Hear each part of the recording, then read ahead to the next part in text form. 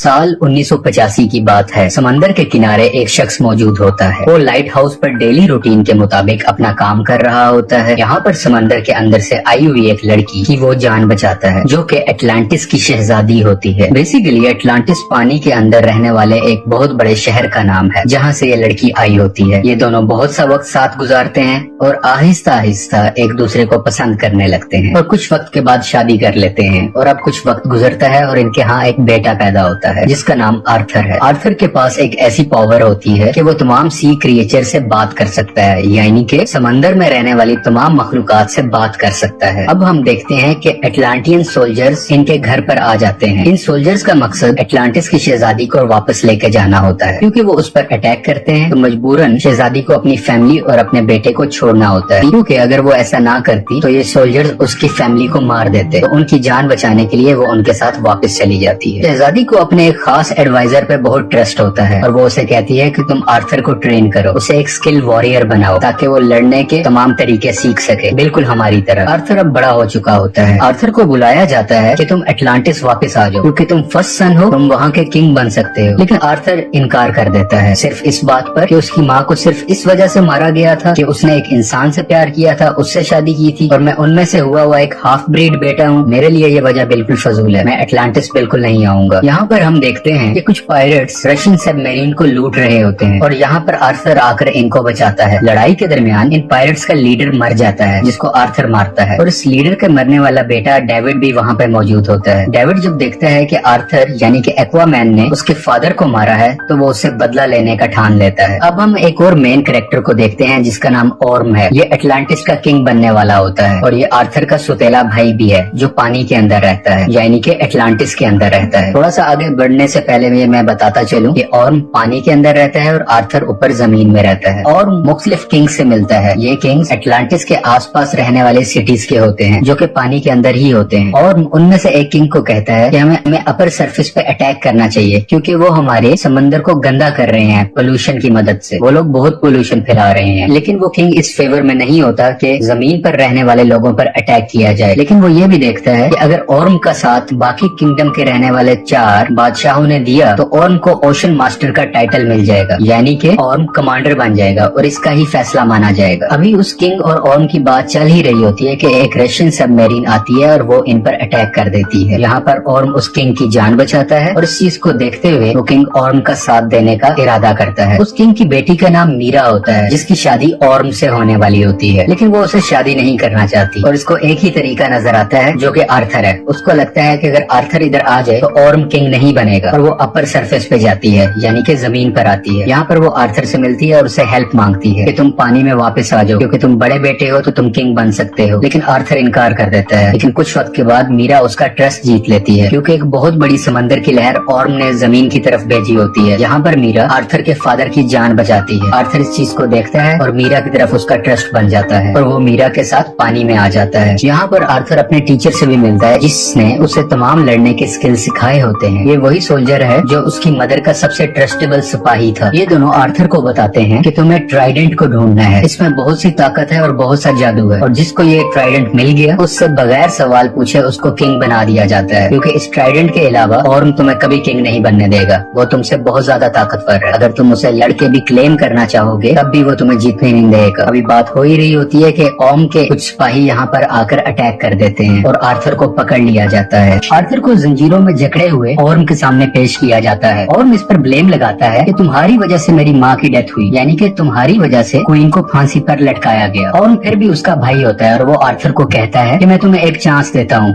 यहाँ से हमेशा के लिए चले जाओ और कभी पानी में लौट के मत आना। लेकिन आर्थर उस पर गुस्सा होता है और उसको चैलेंज करता है कि मैं तुमसे फाइट करूंगा। यहाँ पर आर्थर और ऑर्म की फाइट शुरू हो जाती है, लेकिन ऑर्म का अपर हैंड होता है, क्योंकि वो हमेशा से पानी में रहा होता है और आर्थर के लिए ऑर्म को पानी में हराना बहुत मुश्किल है। लड़ाई जारी रहती है और आखिरकार आर्थर मरने ही वाला होता है कि मीरा वहाँ पर आ जाती है और आर्थर को बचा लेती है। अब जिस ट्राइडेंट की ये लोग तलाश कर रहे होते हैं, उसको हासिल करने के लिए ये लोग सहारा डेजर्ट जाते हैं। सहारा डेजर्ट में ये वही जगह है जहाँ पे ये ट्राइडेंट को बनाया गया था। यहाँ पर इन्हें एक होलोग्राफिक मैसेज मिलता है जो इशारा करता है कि इनको इटली जाना है और वहीं पे इनको कोऑर्डिनेट्स मिलेंगे कि ये ट्राइडेंट इस वक्त कहाँ मौजूद है। ट्राइडेंट बेसिकली एक बड़े से नेजे की तरह होता है, जिसमें बहुत सी मैजिकल पावर्स हैं। दूसरी तरफ हम देखते हैं कि ऑर्म डेविड से मिलता है। डेविड वही शख्स है जो मरने वाले पायरेट का बेटा था और एक्वामैन से बदला लेना चाहता है। यहाँ पर हमें ये भी रिवील होता है कि वो रशियन सबमरीन जिसने पानी के बादशाह पर अटैक किया था वो डेविड और ऑर्म की मिली साजिश से हुआ था। यानी कि ये ऑर्म का ही प्लान था कि डेविड उस बादशाह पर अटैक करे और वो उसकी जान बचा ले, जिसकी सिंपैथी में वो बादशाह ऑर्म का साथ दे। ऑर्म यहाँ डेविड को लेटेस्ट एटलांटियन बैटल सूट भी देता है। ये बहुत मॉडर्न टेक्नोलॉजी होती है जो सिर्फ पानी में रहने वाले लोगों के पास हो। डेविड इस टेक्नोलॉजी को टेस्ट करता है और उसको देखकर बहुत खुश होता है कि अब उसका बदला पूरा होगा आर्थर को मार के। यहाँ पर ऑर्म एक और पानी में रहने वाले किंगडम जिसका नाम किंगडम ऑफ फिशरमैन है उनके किंग को मार देता है और उनको मजबूर करता है कि वो ऑर्म का साथ दें, क्योंकि किंगडम ऑफ फिशरमैन के किंग मर चुके होते हैं। वो क्वीन और प्रिंसेस को फोर्स करता है और उन्हें कहता है कि तुम अगली कतार में यानी कि जंग की अगली लाइन में लड़ोगे और उनको फौज जमा करने के लिए कहता है। यहाँ पर हम डेविड को देखते हैं जो ऑर्म की तरफ से दिए गए मॉडर्न टेक्नोलॉजी को कुछ बदलता है और अपने लिए एक सुपर हीरो सूट बनाता है। ये इसका नाम ब्लैक मैंटा रखता है। डेविड इस सूट को पहनकर बहुत पावरफुल हो जाता है और अब हम देखते हैं कि आर्थर और मीरा इटली के अंदर जा रहे होते हैं उन्हीं कोऑर्डिनेट्स की तलाश में और ये वहाँ पर अटैक कर देता है। डेविड यानी कि ब्लैक मैंटा और आर्थर की बहुत लड़ाई होती है।